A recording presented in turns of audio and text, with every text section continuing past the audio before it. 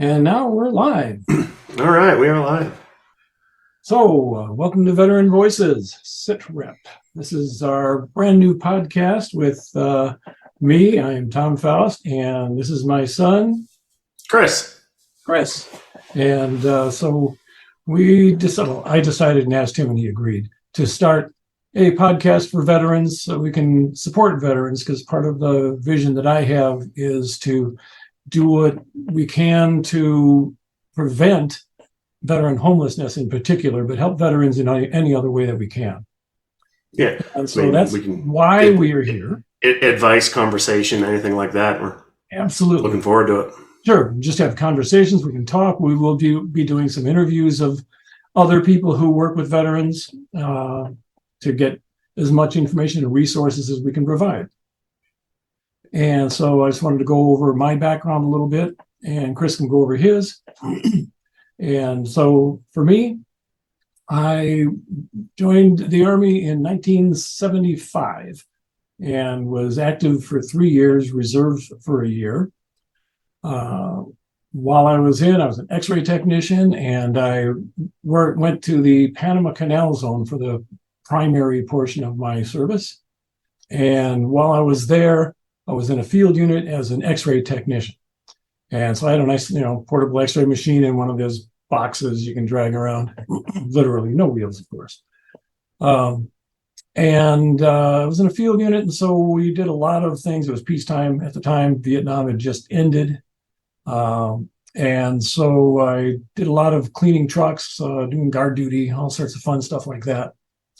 And at one point, the one exciting part was that 1976, excuse me, in 1976, there was a big earthquake in the mountains in Guatemala. And everybody in my unit was talking about how they wanted to go, and we could help out. And I was thinking, I don't want to go anywhere near earthquakes. But anyway, they sent a MASH unit, or something like a MASH type unit, from San Antonio. And immediately their X-ray machine broke. And it turned out I was the only one that went.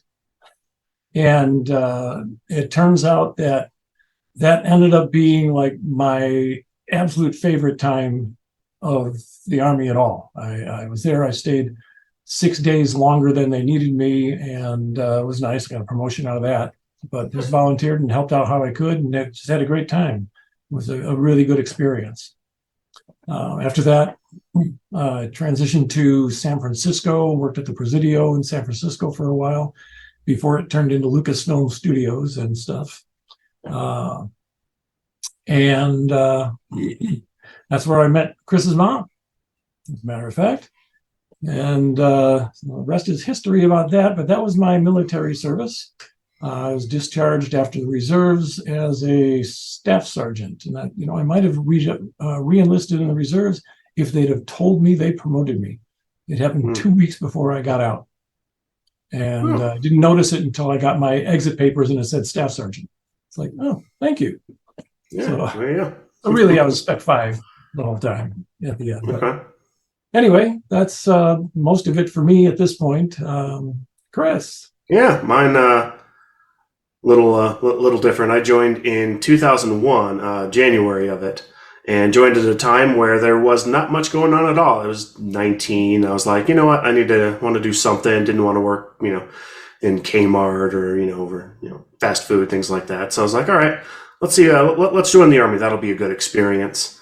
Then went through recruiting and chose my military job, a 31 uniform, a signal support systems specialist. And it supposed to do computers, but it was like a jack of all trades. And I was told, hey, by the way, your MOS offers airborne, so you get to learn how to jump out of planes.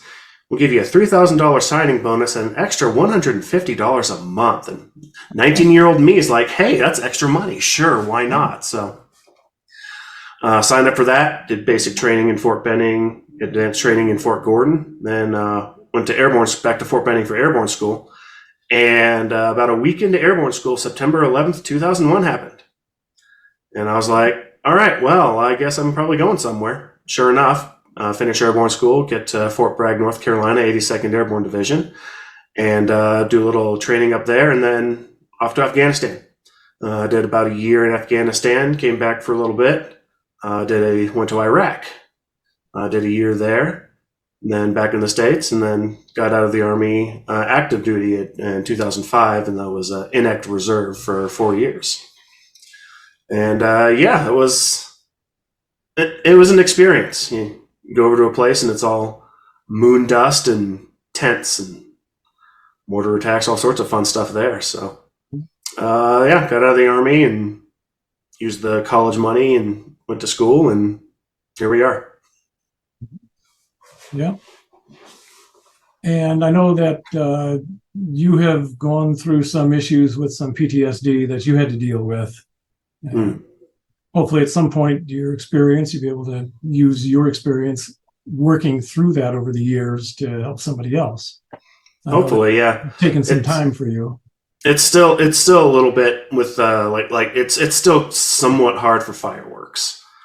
Like if I know they're coming, then I can usually I'm fine with them. But for a while, I just the really big flash booms just make me kind of shudder and not able to deal with it. And then just in general, it's just things you go through, you just kind of block off. And hopefully I can help somebody, just with anything, whether it's just discussion or relating to things that they're going through. Yeah. All right. Cool. So today, mostly we wanted to do the introduction, which this has been. And going forward, we have some other topics that we may consider. Talk about, ways that help transition from military to civilian life if you're just fresh out.